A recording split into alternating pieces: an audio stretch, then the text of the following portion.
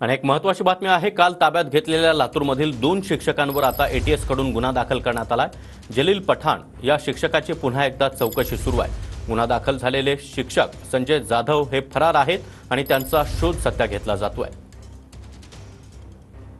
परीक्षेतील गैरव्यवहार प्रकरणी अटक करण्यात आलेल्या 2 शिक्षकांपैकी एका शिक्षकाला पुन्हा एटीएस आणि लातूर पोलिसांनी ताब्यात घेतलेला आहे आणि अधिक चौकशी करण्यात येत आहे। रात्री उशिरापर्यंत ही चौकशी जी आहे ते लातूरच्या पोलीस अधीक्षक कार्यालयामध्ये सुरू होती आणि लातूरच्या शिवाजीनगर पोलीस ठाण्यामध्ये या 2 शिक्षकांच्या विरोधात नीट परीक्षेच्या संदर्भाने गैरव्यवहार केल्याप्रकरणी गुन्हा दाखल करण्यात आलेला आहे। त्याचबरोबर शिक्षण विभागाने देखील दखल घेत जलील पठाण ज्या शाळेमध्ये कातपूरमध्ये जिल्हा परिषदेच्या शाळेमध्ये मुख्याध्यापक आहेत तिथलं रेकॉर्ड जे आहे ते दप्तर सील केलेलं आहे आणि शिक्षण विभागाने देखील या दृष्टीने तपास सुरुवात केलेला आहे। पुन्हा जर लक्षात घेतलं तर पुन्हा नीट परीक्षेच्या संदर्भाने लातूरमध्ये आणखी काही धागेदोरे मिळतात का किंवा आणखी काही नवे चेहरे या गुन्ह्यामध्ये सापडतात का याची चौकशी सुरू आहे। नेमकं पोलिसांकडनं जी आहे ती अधिकृत माहिती देण्यात आलेली नाही आहे, मात्र आम्ही गेल्या 24 तासांपासून या प्रकरणामध्ये जी माहिती घेतो आहोत, पोलिसांकडनं जी माहिती मिळते आहे की इतर लोकांकडनं जी माहिती मिळते आहे त्या संदर्भाने आपण जर पाहिलं